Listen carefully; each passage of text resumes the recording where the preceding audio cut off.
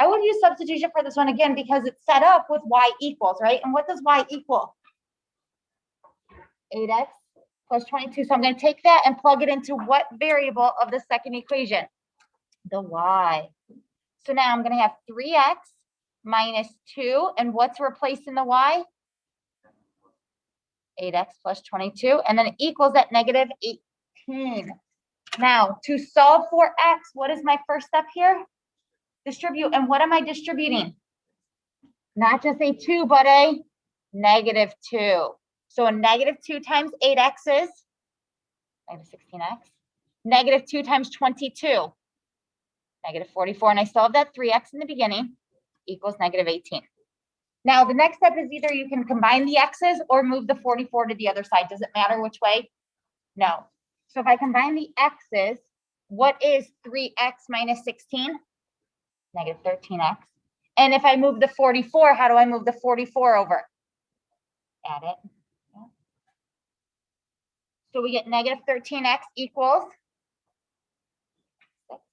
And then how do we get rid of the negative 13? Divide by negative 13.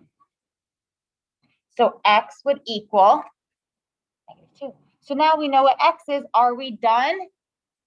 No, because now we still need to find the y. So do you want to plug it into the first one or the second one? Or the second? I'm going to use the first. Why do you think I chose the first over the second? Because it's y equals, but does it matter? No. Okay. Y equals 8 times x plus 22. And what is my x? Negative 2. So what's 8 times negative 2? And negative 16 plus 22 is a positive 6. So what is my actual solution of this problem? Negative 2, 6. Perfect. And then we should check the last one, right? What's 3 times negative 2? Negative 6, right? 2 times 6 is 12. So what's a negative 6 minus 12? Is that negative 18? Yeah, so we know we did it correctly, okay? Now, out of the other 3, which is the other one you'd probably use elimination with? Or excuse me, substitution. We were in substitution. Probably 3, right? Because both of those are y equals. So does it matter which one I box? No. So which one do you want to box? Bottom one. So I'm going to take that 3x plus 8 and plug it into what? Y, the first one. So that first equation, y equals negative 5x plus 8. But what is replacing my y? 3x plus 8. So really, in this case, we have 3x plus 8 equals negative 5x plus 8. Now, to combine these x's, they are on different sides, aren't they? So which one would you like to move? Negative 5x. And how do I move negative 5x? Add it. Sorry. And what is 3x plus 5x? 8x. So we have 8x plus 8 equals, that cancels, 8. And then how do I move the 8 over? Subtract it. So we get 8x equals 0. And then what? So x would equal 0. Because if you divide by 8, it's still going to be 0. So now we know x is, we need to find the y. Do you want to use the first one or the second one? So what? And it doesn't matter. Y equals 3 times x plus 8. And what is my x? 0. And 3 times 0? 0 plus 8 is? So y equals 8. So what is my solution for number 3? 0, 8. I almost put, there you go. Good. Now, looking at elimination, okay? When we do elimination, we need to match up the x's and the y's, but their signs have to be opposite. So does it matter which ones we match up? No. So let me ask you, do you want to match up the x's or the y's here? Okay, all right, the x's. And I would probably choose the x's because A, they're going to be smaller numbers, right? And B, they're opposite signs already. So what can 5 and 8 both go into? 40. So the top one's already negative, so I'm going to leave it negative. The bottom one we're going to make. So what would I have to multiply a negative 5 by to get to a negative 40? So I'm going to multiply that whole first equation by 8, what would I have to multiply the second equation by? 5. All right, so let's distribute an 8 in the first one. So 8 times negative 5x is negative 40. 8 times a negative 9y, negative 72y, equals, I'm running out of room, 8 times a negative 22, negative 176. All right, now 5 on the bottom one. 5 times 8x is 40x. What's 5 times 7y? Negative 7y. And what's 5 times a negative 29? And now, what do we do with these equations since now they're the same number but opposite signs? We add them. Negative 40x plus 40x is 0. Negative 72 plus a negative 35, negative 107y. Negative 176 and a negative 145 is a negative, what? 321. Thank you. Okay. And then how do I solve for y? Divide by negative 107. So y would equal a positive 3. There you go. Now we know what y is. We need to find the x. So do you want to plug it into the first one or the second one? Second, okay. So looking at the second, 8. Do we know x? No, so I'm going to leave x. Minus 7. Do we know the y? Yes, what is it? 3. Equals negative 29. Okay, multiply first. What's 7 times 3? 21. So we have 8x minus 21 equals negative 29. And then what? Add the 21. So 8x equals a negative 8. And then what? Divide by 8. So x equals negative 1. So what is my solution? Negative 1, 3. Good job. There you go. All right, any questions with that? So yeah, we did get a little big numbers here, but you ended up still getting a smaller number there, right? Yeah. All right, let's look at 4. We're going to use elimination again for 4. Okay. And in this one, do you guys want to match up the x's or the y's? Okay, I would probably do the y's, right? Because they're both opposite signs already. And also, what can 5 and 15 both go into? 15. So I'm going to make the first one a positive 15y, and the second one's going to stay in negative 15y. So the nice thing about the second equation, we don't have to multiply anything, do we? So I'm just going to rewrite it. 9x negative 15 equals 18. All right, and now what would I have to multiply 5y by to get to 15y? 3. So let's multiply that by 3. So it's 3 times 4x. 12x. What is 3 times 5y? 15y. And what is 3 times a negative 27? Negative 81. Good. And now, what do we do with these equations? We add them. Yeah. And what is 12x plus 9x? 21x. 15y and negative 15y? 0. And negative 81 and 18. And then how do I get rid of that 21? Divide by 21. So x equals a negative 3. So now we know what x is. Now we get to find the y. Do you want to use the first one or the second one? First. Does it matter? No. 4 times x plus 5y equals negative 27. What's replacing the x? And what's 4 times negative 3? Negative 12 plus 5y equals negative 27. And then how do I move that negative 12 over? Add 12. So 5y equals a negative 15. And then what? 5 by 5. Y equals negative 3. So what is my solution?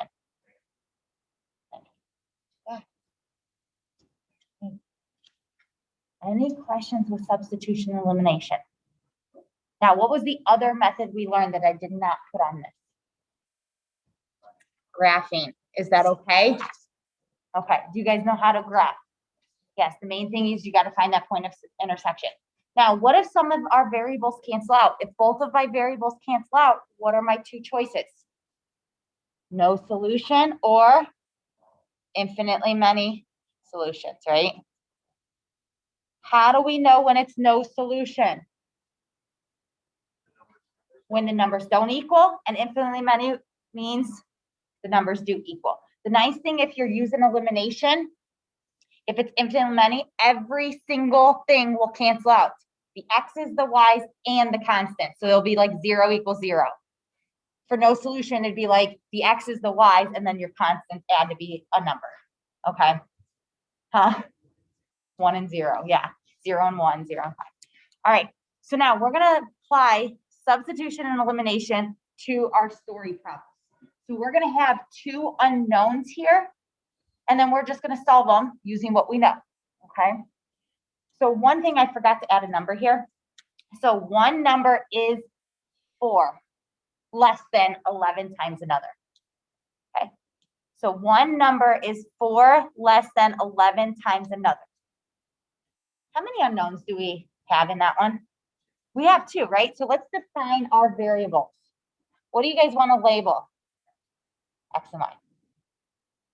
So we're going to let X equal one number, and we're going to let Y equal the other number. Now, you'll get to it where X might be the cost of something or Y equals the cost of, right now they're just regular numbers, okay? So now, one number is, what does that mean? One number is equals, is means equals. So one number, what do we label one number? X, right? We did one number is X. So X, one number is, so X is means equals 4 less than, what does less than mean? Subtract. Now, do we do, okay, here's my question. Do we take 4 minus or minus 4 when it's less than? Minus 4. 11 times another. So what would that mean? 11 times Y. So we've gotten one equation right now. What method do you think we're going to use to solve this? Substitution, because it's X equals, right? All right, let's look at the other one. The sum, what does sum mean? Addition. So we're going to add of the two numbers. So what are we adding? X and Y is means equals 92. Find the numbers. Hey guys, you just wrote your two equations. Can we use substitution now? Okay, so you're going to define your variables. You're going to write your equations. And then we're going to solve them. Okay.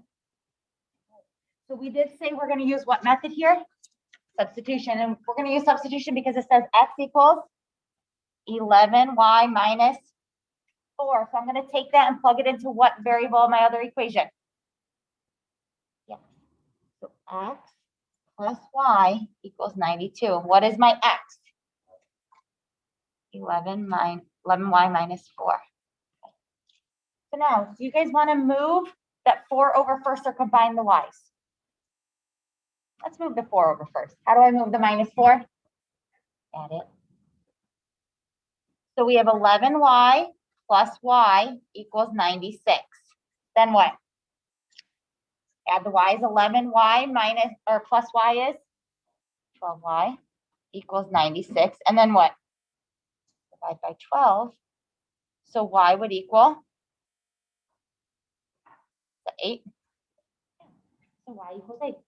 So guess what? We know one number is, so Y equals 8. Can we find the other number? Yes. And how do we find the other number? Plug it in. Which one do you want to plug it into? The first one? Honestly, probably this one. I would have done the second one, but does it matter? No. X equals 11 times Y minus 4. And what is my Y? 8. What's 11 times 8? 88. Minus 4 is 80.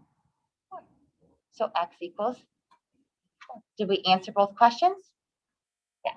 Now, make sure we do label, but in this one, do we have to label anything? No, because they're just numbers, right? They don't actually represent anything. They're representing numbers in that sense. So what do you guys think of that story problem? Not too bad? Okay. You guys see story problems a lot of times and you're like, oh, I don't want to do that. All right. Marcia has $84 less than 3 times as much as Sue. So how many unknowns do we have? 2. What are my unknowns? What about Marcia? The money, right? So what do you guys want to label it? Do you want to do X and Y again, or do you want to do M for Marcia and S for Sue? X and Y? Okay. Yeah, so we're going to let X equal the amount of money Sue or Marcia has. Let's do Marcia first. Does it matter if I would have done Y first, guys? No, okay? Just know when you guys write those equations, you know what X represents, you know what Y represents, okay? And then we're gonna let Y equal the amount of money that Sue has. And again, I don't care if you abbreviate as long as you define things, okay? All right, now let's write our equations. All right, so define variable and our equation. Marcia has. So Marcia has, what does that mean? X equals, yeah. $84 less than. What does 84 less than mean? Minus 84. Okay, I'll finish that up.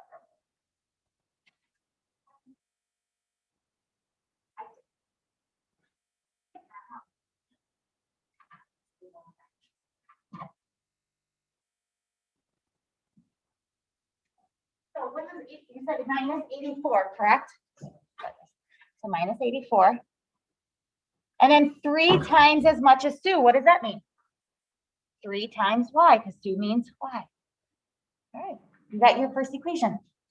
Okay. Yeah, looks like substitution again. Why? Because it's X equals. Okay. Then it says together. What does together mean? Adding, right? And what are we adding? The money, X and Y. Together they have $132. Now, how much money does Marcia have? So do we actually have to solve for both X and Y? No, we just need to know what X is. So that's the one nice thing about story problems is make sure sometimes you don't have to solve for both of them. You might only have to solve for one, okay? So now, what method are we going to use? Substitution. So we know X equals this, right? 3Y minus 84. So that's going to plug into what variable here? X. So we will have 3Y minus 84 plus Y equals 132, right? Now, once we solve for Y here, what did we actually find? We found Y, but what does Y represent? We found Sue. So will we actually still then have to find the X? Yes, we will. So sometimes you might have to do that, but it's constant checking, right? All right, so let's move the 84 first. How do I move 84 over? Got it. So we have 3Y plus Y equals, what's 132 plus 84?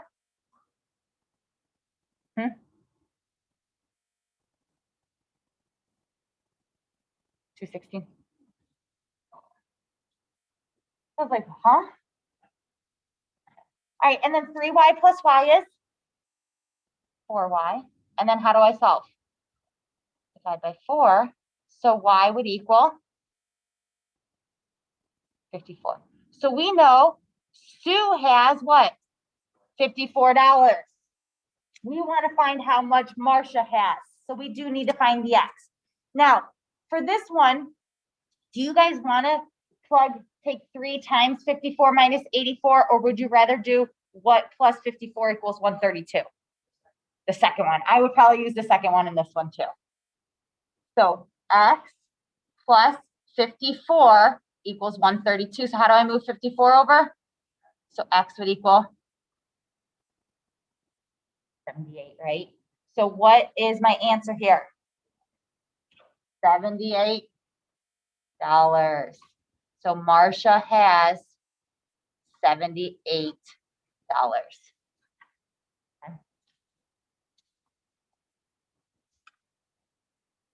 Right, I'm going to skip. I'm going to come to 3 last. Okay. Do 3 last.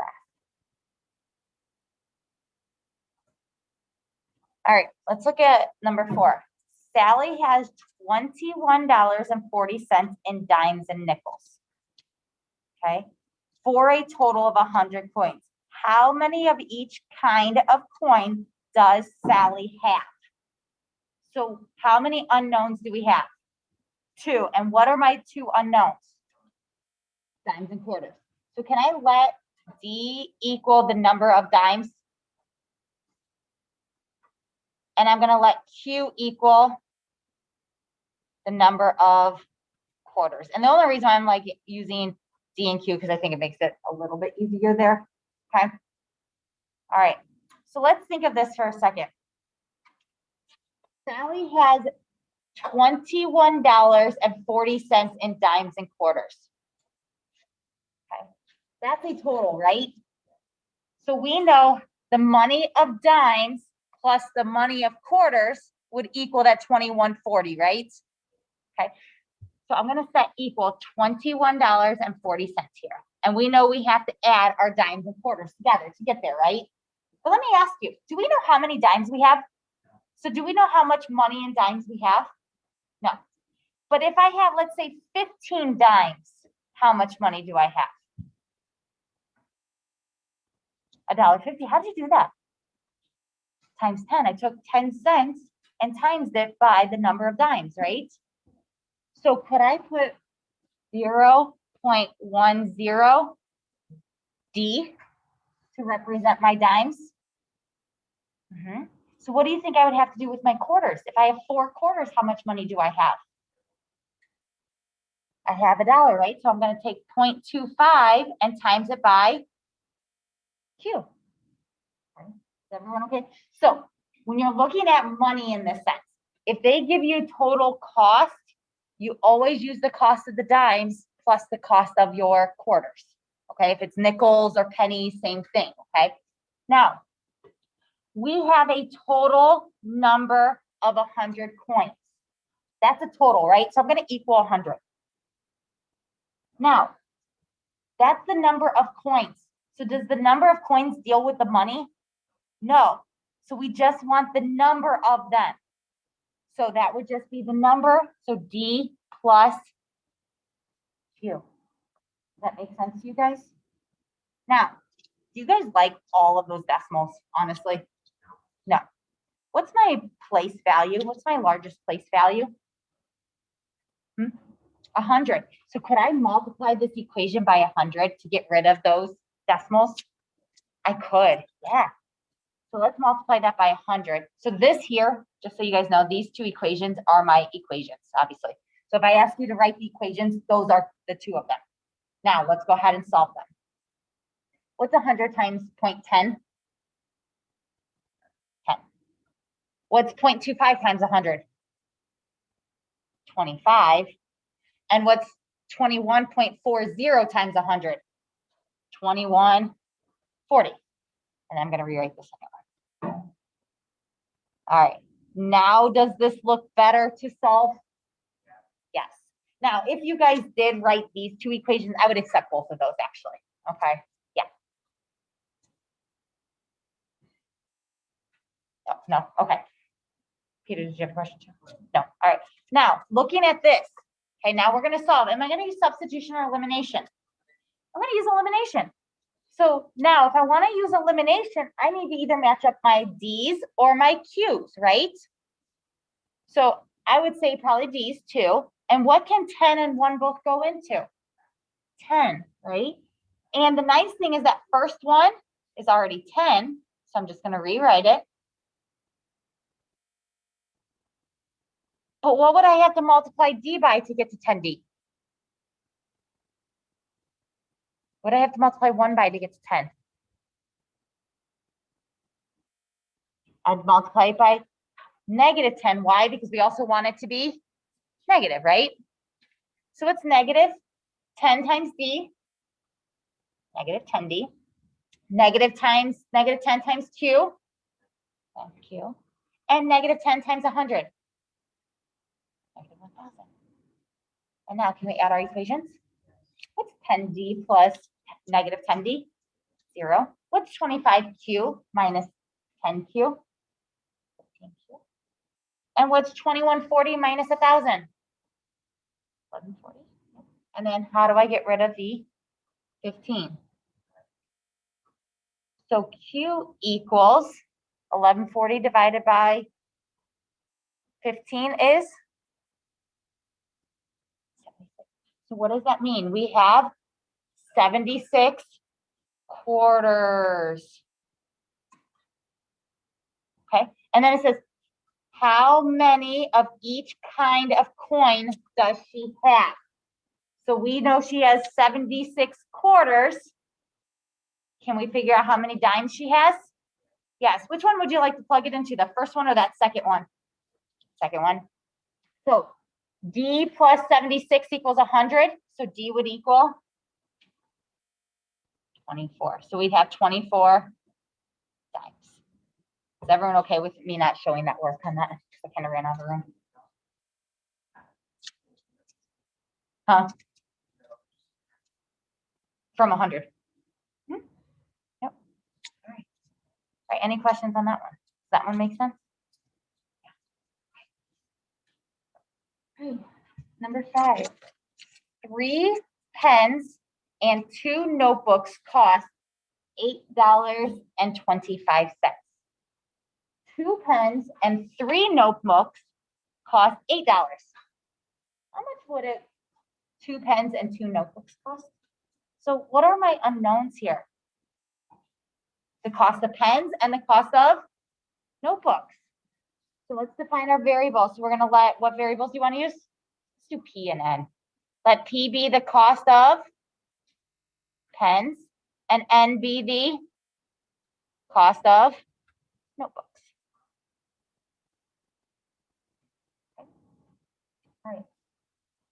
So 3 pens plus 2 notebooks cost $8.25. So that's going to, $8.25 is my total. So we have 8.25. And then how do I get my total? How do I get a total for cost? Wouldn't I add them? I'd add my pens plus my notebooks, right? So how many pens did I sell or buy? 3, so 3P. And how many notebooks did I buy? 2. So we have 3P plus 2N equals $8.25, right? Does that make sense? Because if pens cost $1 each, if I get 3 of them, wouldn't that be $3? Yes. Okay. Same thing with notebooks. Now, 2 pens and 3 notebooks cost $8. So what would I do there? 2P plus 3N would equal $8. So this here would be my equations. So am I defining my variables, my equations? Now, let's see what we're trying to find. How much would 2 pens and 2 notebooks cost? So would it be enough to just find my P and my N? No, because once I know my P and my N, then I need to actually figure out how many would 2 pens and 2 notebooks cost, right? So do you want to match up the P's or the N's? They're the exact same, so does it really matter? No. So let's do P's. What can 3 and 2 both go into? 6. All right, we need to make one of them negative. Which one do you want to make negative? Okay. All right. So what would I multiply the first one by? 2. And the second one by? -3. All right. So 2 times 3P is 6P. 2 times 2N? 4N. And what's 2 times $8.25? $16.50, right? All right, multiply by -3. -3 times 2P is -6P. -3 times 3N. And -3 times 8. -24. All right, now we can add 6P plus -6P is 0. 4n plus a negative 9n. 1650 plus a negative 24.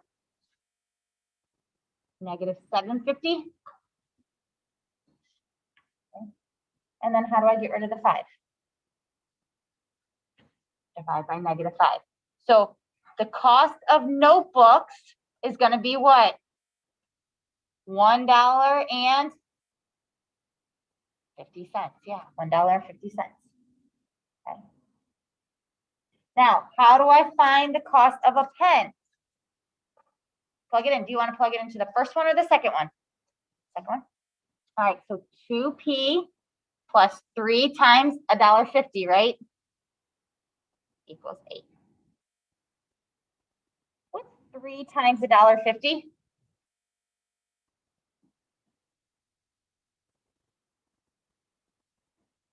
$4.50, right? Was 8. And then how do I move 450 over? Subtract it. So 8 minus 450 would be 350. And then how do I get rid of the 2? So pens would equal, what's $3.50 divided by 2? $1.75. So now let's go double check. Once you find your N and your P, let's check and see what we need to do. How much would 2 pens and 3 notebooks cost? So how would I actually answer my question? Right, yeah. So 2 pens, so 2 times $1.75. 2 notebooks would be 2 times $1.50, and then I'm going to add them up. So what's 2 times $1.75? $3.50. What's 2 times $1.50? $3. So together would cost me what? $6.50. And there you go. So the biggest mistake, honestly, people do, guys, is you find the N and the P, and then you never actually answer the question. So make sure you go back and double check. Did I answer what I was supposed to answer? Okay. All right. And then the last one. 6 grapefruit costs as much as a dozen oranges. So how many unknowns do we have? 2. What do we got? The cost of grapefruit and oranges, right? So what do we want to use for oranges? Huh? I'm not going to use O. Why am I not going to use O? It looks like a 0. I use R. I use the second letter. Does it matter? If you want to use X and Y, don't care. All right. All right. 6 grapefruit costs as much as a dozen oranges. What does that mean? 6G would equal 12R, right? The cost of a dozen grapefruit and 2 dozen oranges is $12. So the cost of a dozen grapefruit. So what does that mean? 12G, 2 dozen oranges plus 24R would equal $12. Okay. Now, we can use elimination or we can go ahead and use substitution. And I'm going to use substitution here. And the reason being is because think about this. If 6G equals 12R, what would G equal? Wouldn't that just equal 2R? Why? Because if I divide by 6 to both sides, wouldn't that equal 2R? You guys okay with that? Okay. So now we know G equals 2R. So can I plug 2R into G of my second equation? Yeah. So 12 times 2R plus 24R would equal 12. 12 times 2R? 24R. What's 24R plus 24R? Equals 12. And then how do I solve for R? 5 by 48. So R would equal 1/4 which because we're talking about money, is it okay if I talk about going to decimals? So wouldn't that be 0.25?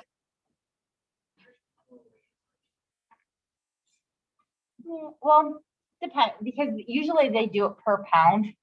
So like sometimes you can get it for 99 cents per pound. So if it was only a quarter of a pound, it'd be a quarter, right? Yeah. Yeah. Very rarely, but the oranges usually aren't a quarter pound. They're a little heavier than that. All right. Now, let's actually figure out what we need to find. How much does one grapefruit cost? Well, what did we find? The cost of an orange. So does that help us to get our cost of my grapefruit? Yeah. Now, which one do we want to plug it into? We can do the first one, we can do the second one, or the one we converted. One we converted.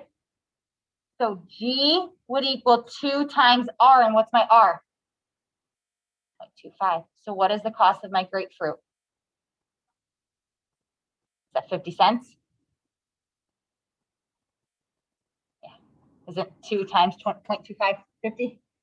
Yeah. So the cost of one grapefruit would be 50 cents.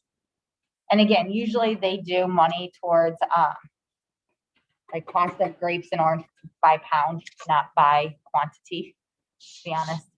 Okay. All right. Any questions with that so far?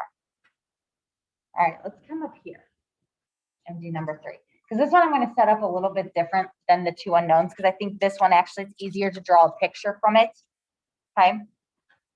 A rectangle is 5 times as long as its width. Okay. So if I draw a rectangle, what would its width be? What would its width be? Just W. What would its length be? 5W. You guys okay with that? Okay. Now, so if you notice, I only use one letter. I haven't used 2 different letters, did I? That's the reason why I think it's easier to just draw pictures. If it were 24 centimeters shorter than 24 centimeters wider, it would be a square. So if we took my width and made it 24 centimeters wider, what would I do to the W? I would add 24. And if I made it 24 centimeters shorter, what would I do to its length? Subtract 24. And then it would be a square. Well, what do we know about a square? All the sides are equal. So could I set 5W minus 24 equal to W plus 24? Yeah, and then solve from there. Yeah. You see why I didn't do the 2 variables in this one? I think it makes it easier. I started doing it 2 variables and it got confusing. So I was like, let's just do the picture. I think it's easier. So how would I move W over to 5W? Subtract it. So what is 5W minus W? 4W minus 24 equals 24. And then what? Add 24. So we get 4W equals 48. So divide by 4. So what is my width? 12. So 12 centimeters. Okay. So now go back to its original rectangle. What is the dimension of the rectangle here? We know the width is what? 12 centimeters. And what was my length? Just 5W, right? So I'm going to take 5 times 12, which is 60. Okay. What are the dimensions? Did we find the dimensions of my regular original rectangle? Yes, it was 12 centimeters by 60 centimeters. All right. Any questions on that? All right.